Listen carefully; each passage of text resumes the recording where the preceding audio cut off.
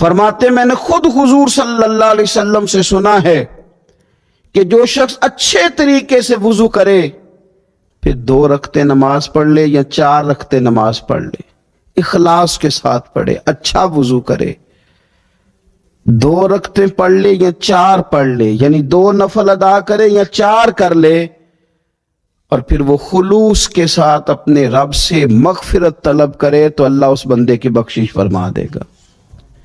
یہ میں نے سنا ہے حضور سے، یہ میں نے خود سنا ہے۔ مرض وصال میں سیدنا ابو درداء رضی اللہ تعالیٰ عنہ اس کو بیان کرتے ہیں۔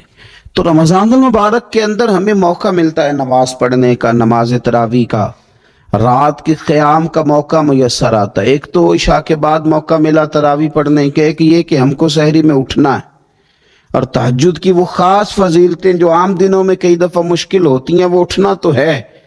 اگر تھوڑا سا 10 منٹ پہلے اٹھا جائے، وضو کیا جائے، اچھے طریقے سے کچھ نوافل ادا کر لیے جائیں، پھر سحری کے معاملات میں مشغول ہوا جائے۔ نبی پاک صلی اللہ تعالی علیہ وآلہ وسلم ارشاد فرماتے ہیں، یہ ترمذی شریف کی حدیث ہے، حضور علیہ الصلوۃ والسلام نے ارشاد فرمایا کہ رات کا قیام اپنے اوپر لازم کر لو۔ اگرچہ یہ لازم کرنا یہ استحبابی حکم ہے، حضور صلی اللہ تعالی علیہ وسلم نے اسے فرض قرار نہیں دیا، لیکن حضور شوق دلاتے ہیں۔ فرمایا رات کا قیام، رات کا قیام، ساون کی کالی راتوں میں جب بوندا باندی ہوتی ہے، وہ راتوں کو اٹھ اٹھ روتے ہیں جب خلقت ساری سوتی ہے۔ اور حضرت میاں صاحب رحمت اللہ علیہ نے فرمایا تھا کہ رات پوے تے بے دردانو نیند پیاری آوے، تے درد مندانو یاد سجن دی ستیاں وی آن جگاوے۔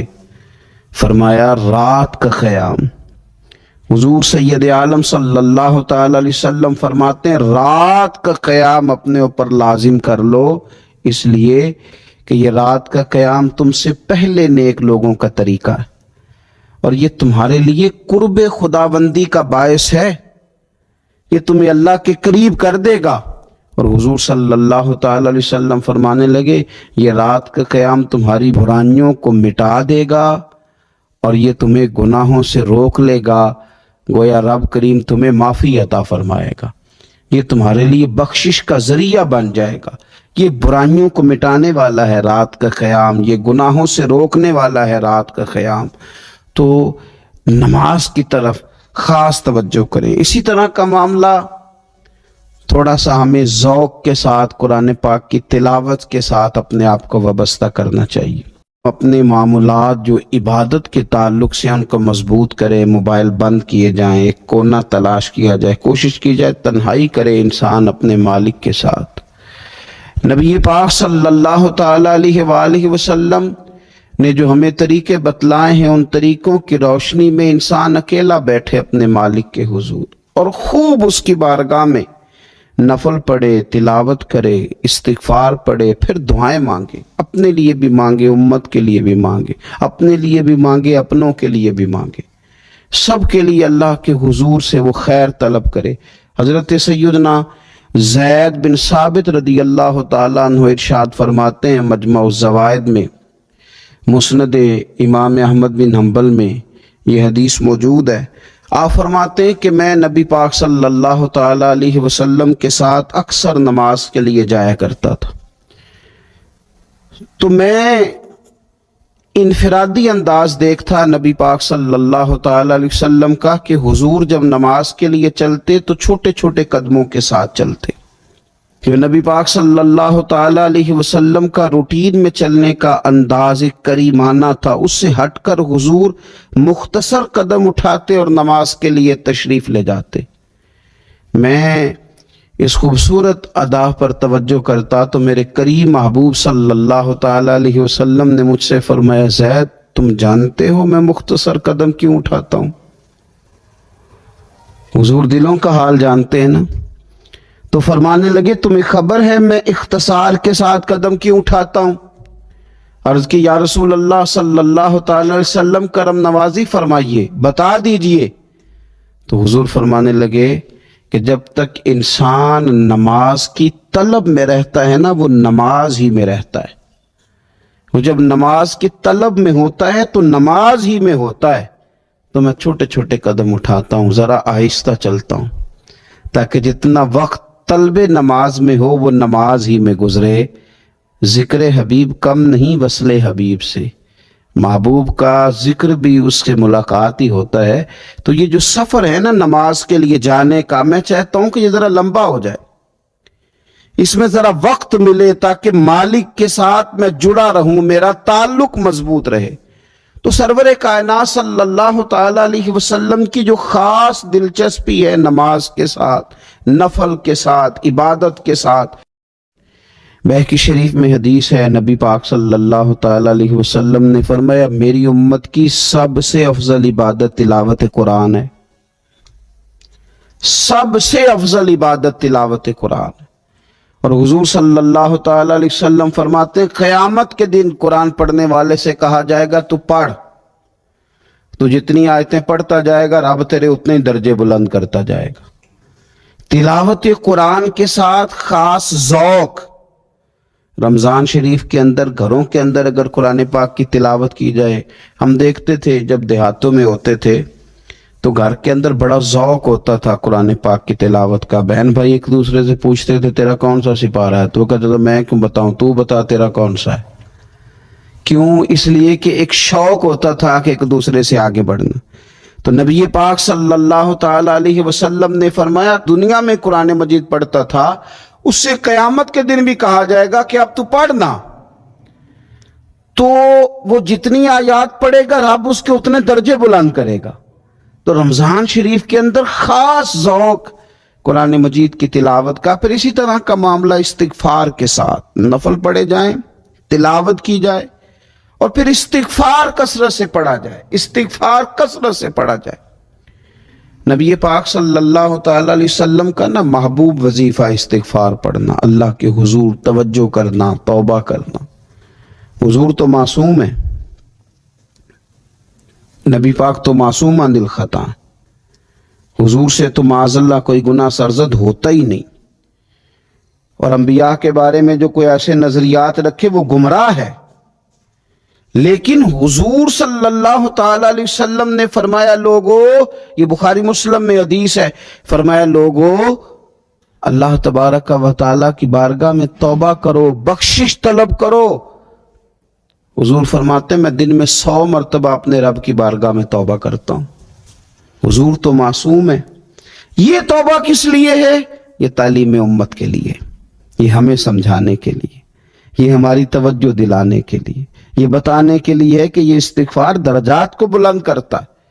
اللہ کی طرف رجوع کرنے کے لیے کثرت کے ساتھ استغفار کی جائے، اپنے رب سے معافی مانگی جائے. ہم انسان ہیں، کچھ غلطیاں نہ چاہتے ہوئے بھی ہو جاتی ہیں. بہت کوشش کے باوجود کچھ چیزوں پر کنٹرول نہیں رکھ پاتے، ہم سے سرزد ہو جاتی ہیں. رمضان کی ساعتوں میں، صبحوں میں، شاموں میں، سحری میں، افطار میں، تراویح میں، تہجد میں اگر اللہ کے حضور استغفار کی جائے، اللہ کے حضور استغفار کی جائے. مسند امام احمد بن حنبل میں حدیث ہے، حضور صلی اللہ تعالی علیہ وسلم فرماتے ہیں، اور یہ حدیث اتنی زیادہ انسان کو خوشی دیتی ہے اور رب کی رحمت کو بندے کے اتنا قریب کر دیتی ہے، اتنا اللہ کے قریب کر دیتی ہے کہ انسان جھوم اٹھتا ہے. کبھی اس حدیث کے جملوں پر غور کریں، نبی پاک صلی اللہ تعالی علیہ وآلہ وسلم کس طرح رب کی رحمت ہمارے سامنے بیان کرتے ہیں، اور جب حضور اپنی زبان نور سے بیان کرتے ہیں پھر تو یوں لگتا ہے کہ روح کی گہرائیوں تک بات چلی گئی. حضور سید عالم صلی اللہ تعالی علیہ وسلم فرماتے ہیں شیطان نے رب کریم کی بارگاہ میں یہ کہا تھا کہ اے مالک مجھے تیری عزت کی قسم، جب تک ان لوگوں کے جسموں میں روح رہے گی میں انہیں گمراہ کرتا رہوں گا. جب اللہ نے اسے کہا نا کہ تو نکل جا، تو مردود ہے، تو اس نے کہا مجھے تیری عزت کی قسم، جب تک ان کے جسموں میں روح باقی ہے میں انہیں گمراہ کرتا رہوں گا. تو میرے قریب محبوب علیہ السلام مدینے والے پیارے حبیب علیہ السلام فرماتے ہیں، رب کریم نے فرمایا سنو ابلیس، اگر تو یہ قسم اٹھاتا ہے کہ تو جب تک ان کے جسموں میں روح ہے انہیں گمراہ کرتا رہے گا، تو پھر مجھے بھی اپنے عزت اور جلال کی قسم، یہ جب تک مجھ سے معافی مانگتے رہیں گے میں انہیں معاف کرتا رہوں گا، میں بھی انہیں معاف کرتا رہوں گا، یہ جب جب مجھ سے بخشش مانگیں گے، جب جب مجھ سے بخشش مانگیں گے۔ اس یہاں سے کبھی ہم نے کنارہ نہ کیا، اور تو نے بھی تو دل آزردہ ہمارا نہ کیا، ہم نے تو جہنم کی بہت کی تدبیر، پر میرے مولا تیری رحمت نے گوارا نہ کیا۔ تو کثرت کے ساتھ استغفار رمضان میں کیا جائے، اللہ کے حضور معافیاں مانگی جائیں، اور میں تو کہتا ہوں اپنے لیے بھی مانگی جائیں، دوسروں کے لیے بھی مانگی جائیں، استغفار سے وہ مان جاتا ہے۔ اور پھر سب سے زیادہ اس چیز پر توجہ دینے کی ضرورت ہے، وہ ہے عبادت کا مغز، یعنی دعا۔ میں اکثر کہتا رہتا ہوں کہ ہمارے ڈاکٹر ہمیں یہ کہتے ہیں کہ تمہارے دلوں میں کچھ دکھ ہیں وہ کہہ دو تو تمہاری بیماریاں ہلکی ہو جائیں گی۔ حضور صلی اللہ علیہ وسلم نے ارشاد فرمایا، مسلم شریف میں حدیث موجود ہے، فرمایا اللہ تعالیٰ کے بندہ سب سے زیادہ قریب پتہ کب ہوتا ہے؟ پہلے تو ذرا ان لفظوں کا حسن ملاحظہ کریں کہ بندہ اور رب کے قریب، بندہ اور اپنے مالک کے قریب۔ وہ بندہ کتنی شان والا ہے، اس کا مقدر آج کتنے عروج پہ ہے جو اپنے رب کے قریب ہو گیا۔ حضور فرمانے لگے، غلاموں سنو، بندہ اپنے رب کے سب سے زیادہ قریب سجدے کی حالت میں ہوتا ہے، لہذا فرمایا سجدوں میں کثرت سے دعا کیا کرو، گویا اس سے مانگ لیا کرو سجدوں میں، اب تمہارا قرب ہے، اب تم جب کشکول طلب دراز کرو گے تو وہ تمہیں عطا کرے گا۔ جب تم نے اپنا سر سجدوں میں رکھا ہو تو پھر اپنی آرزویں لے آؤ ساری، اب رب تمہارے کشکول بھرے گا، تمہیں خیرات ملے گی، تمہاری طلب سے بڑھ کر تمہیں عطا کیا جائے گا۔ تو عبادت کے ساتھ جب آپ کا تعلق ہوتا ہے تو آپ قرب الہی میں ہوتے ہیں، اللہ کے قریب چلے جاتے ہیں۔ شرط یہ ہے کہ تھوڑی دیر بھول جائیں موبائل کو، تھوڑی دیر چھوڑ دیں دنیا داری کے خیالات، تھوڑی دیر وہ ایک دن چھوڑ کے سارا کچھ بھی تو جانا ہے نا اللہ کے حضور۔ تو آج بھی اگر کچھ وقت کے لیے ترک کیا جائے، اسلام میں رہبانیت نہیں، لیکن حضور تہجد کی نماز پڑھتے تھے، حضور اعتکاف کرتے تھے، غار حرا میں وقت گزارا نبی پاک علیہ السلام۔ کچھ وقت تو ایسا ہو جو انسان اپنے رب کے ساتھ گزارے، اللہ کے ساتھ اپنے تعلق کو وہ مضبوط کرے۔ دیکھیے حضرت سیدنا یوسف بن عبداللہ بن سلام رضی اللہ تعالیٰ عنہ، یہ حضرت عبداللہ بن سلام رضی اللہ تعالیٰ عنہ معروف صحابی رسول صلی اللہ تعالیٰ علیہ وسلم کے صاحبزادے، یہ حضرت ابو دردہ رضی اللہ تعالیٰ عنہ سے ملنے کے لیے تشریف لے گئے۔ فرماتے ہیں کہ جب میں ان سے ملنے کے لیے گیا تو شدید علیل تھے، حضرت سیدنا ابو دردہ رضی اللہ تعالیٰ عنہ بڑے جلیل القدر صحابی اور بڑے صاحب الرائے آدمی، حضرت عمر فاروق رضی اللہ تعالیٰ عنہ اکثر ان سے مشورہ لیا کرتے تھے۔ فرماتے میں جب ان سے ملنے کے لیے گیا تو وہ سخت بیمار تھے اور اسی بیماری میں ان کا وصال ہوا۔ میں ان سے ملنے گیا تو مجھ سے کہنے لگے کہ بھتیجے، حضرت عبداللہ ابن سلام کے بیٹے ہیں نا یوسف بن عبداللہ، تو وہ چونکہ ان کا دوستانہ تھا، کہنے لگے بھتیجے تم اس شہر میں کس طرح آئے؟ تو جناب یوسف بن عبداللہ کہتے ہیں میں نے عرض کی کہ آپ کا میرے والد کے ساتھ جو تعلق تھا، جو دوستانہ تھا، اس تعلق نے مجھے مجبور کیا کہ میں آپ کی تیمارداری کروں۔ تو فرماتے میں تو تیمارداری کرنے گیا تھا، ان کا حال پوچھنا تھا، لیکن یہ لوگ جو حضور کے دین کی تبلیغ کے لیے جذبات رکھتے تھے اور ایک دوسرے کو اللہ کی جانب متوجہ کرنے کا جو جذبہ رکھتے تھے، وہ بڑا انوکھا ہے۔ ایک شخص تیمارداری کرنے گیا ہے تو حضرت سیدنا ابو دردہ رضی اللہ تعالیٰ عنہ فرمانے لگے بھتیجے میں اس وقت اس کیفیت میں ہوں کہ جھوٹ بولنا بہت برا ہے، یعنی جھوٹ بول ہی نہیں سکتا کہ اس بیماری میں ہوں کہ جس میں مجھے لگتا ہے کہ میں دنیا سے چلا جاؤں گا۔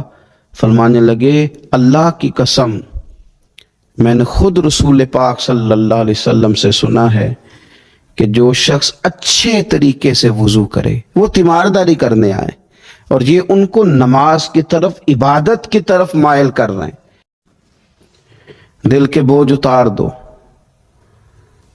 تم کہہ دو کسی سے اپنے غم تاکہ تمہارے دل ہلکے ہو جائیں۔ اب کچھ غم بڑے ذاتی قسم کے ہیں، بندہ کسی سے کہہ ہی نہیں سکتا، بڑی نجی قسم کے کچھ دکھ ہیں، کسی سے کیسے بیان کرے؟ تو ہمارے دین نے ہمیں دعا سکھائی۔ معنی کیا ہے؟ جو کسی سے نہیں کہہ سکتے وہ رب رسول سے کہہ دو تاکہ تمہارا دل بھی ہلکا ہو، تمہاری عزت بھی محفوظ رہے، اور تم نے کہا بھی اس طبیب کے سامنے جو سب سے بڑھ کر شفا دینے والا ہے، کہا اس مالک کے سامنے جو سب سے زیادہ خزانے بانٹنے والا ہے۔